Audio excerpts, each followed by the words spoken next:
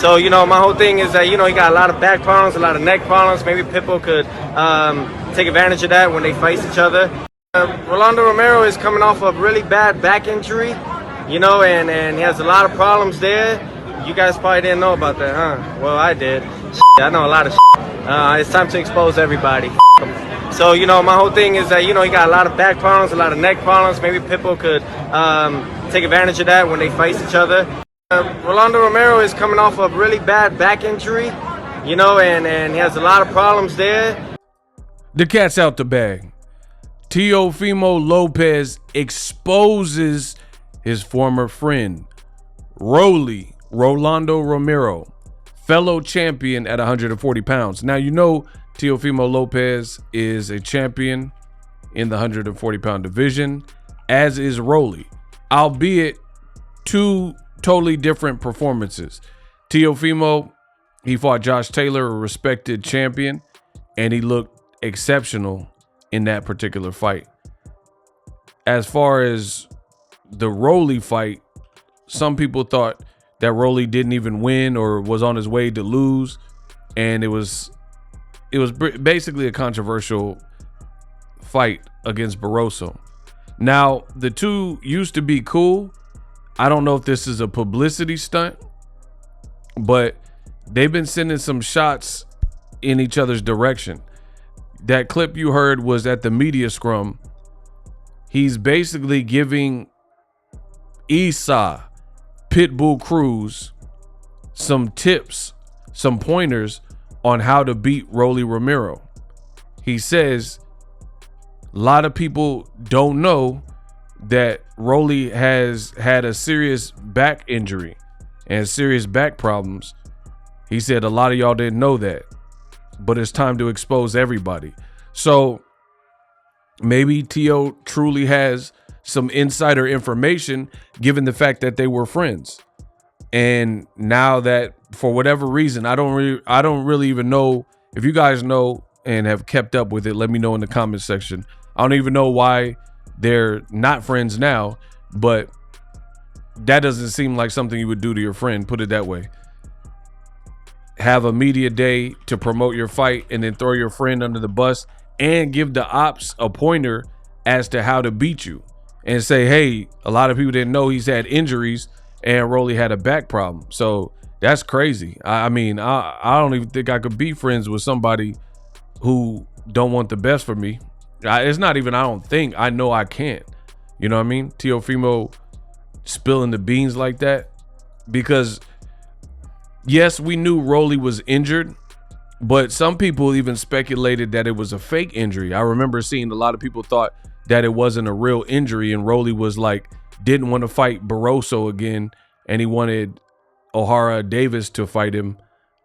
So that's what people were saying. I seen a lot of comments like that, basically suggesting that Rolly was hiding out to not fight O'Hara Davis. You know what I mean? And they end up fighting each other. O'Hara Davis got clapped up. But very interesting from Teofimo's side that he would throw Rolly under the bus ahead of a big fight. Keep in mind, Rolly's first title defense versus Pitbull Cruz. They just did the first ever Amazon Prime / PBC press conference, and the fight is March 30th, and he's throwing that out there like, yo, you don't know this kid had some injuries. And he didn't really go into the extent of the other injuries, but the fact that he said he has back problems, I don't know. Maybe it's true, maybe it isn't. I haven't heard, as of me recording the video, I have not heard Rolly respond to this. However, in previous interviews, Rolly did mention that Teofimo was very depressed. He said Teofimo was very depressed, and this could be retaliation for Rolly putting that information out there, because Rolly did do recent interviews where he said Teofimo was very depressed, and it was him who saved Teofimo from otherwise harming himself or doing something that is, uncalled for and like irrational, right?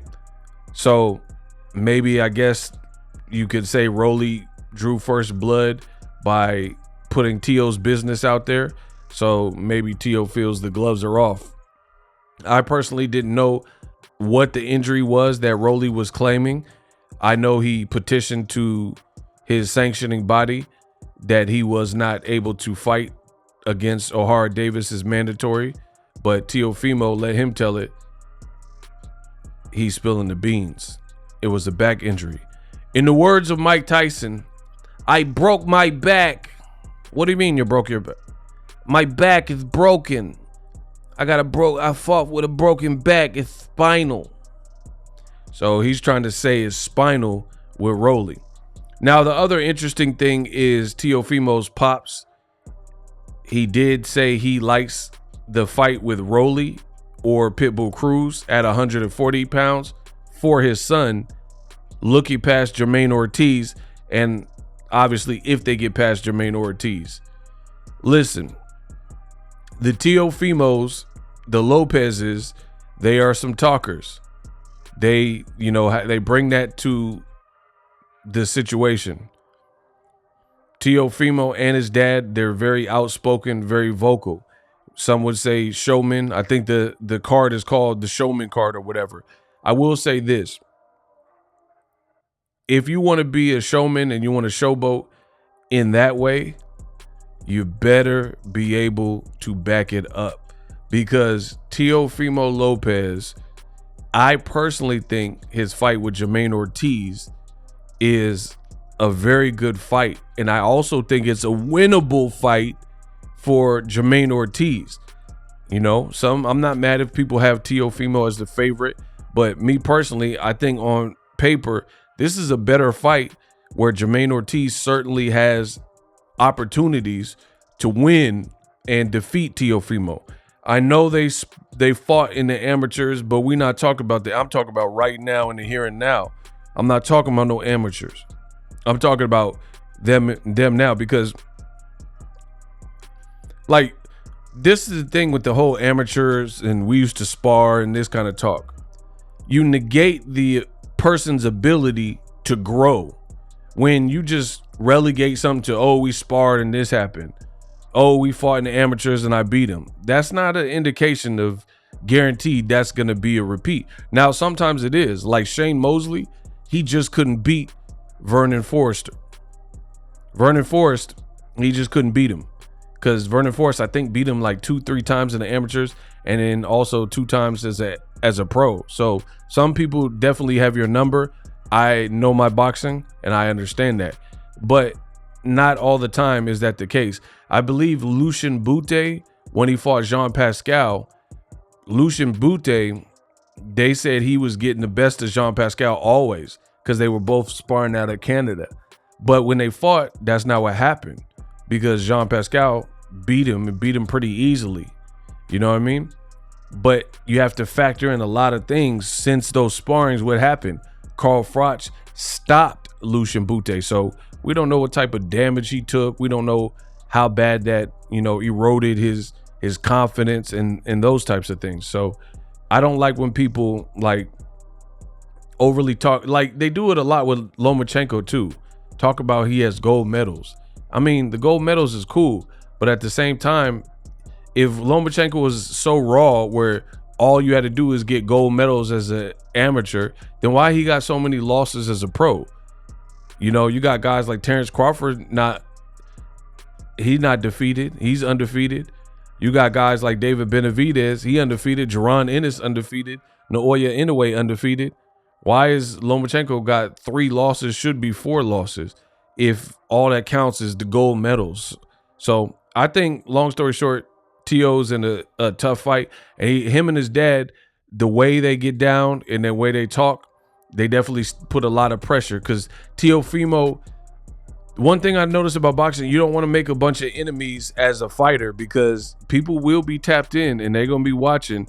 And Teofimo's done a lot of talking. He's spoiling, like he's throwing out spoilers about Rolly's injury, details that the regular public don't know and didn't know. Pitbull Cruz might not have known. He's throwing stuff like that. He's also doing interviews talking about Devin Haney. He's doing interviews talking about wanting to fight Terrence Crawford and, chastising Terrence Crawford.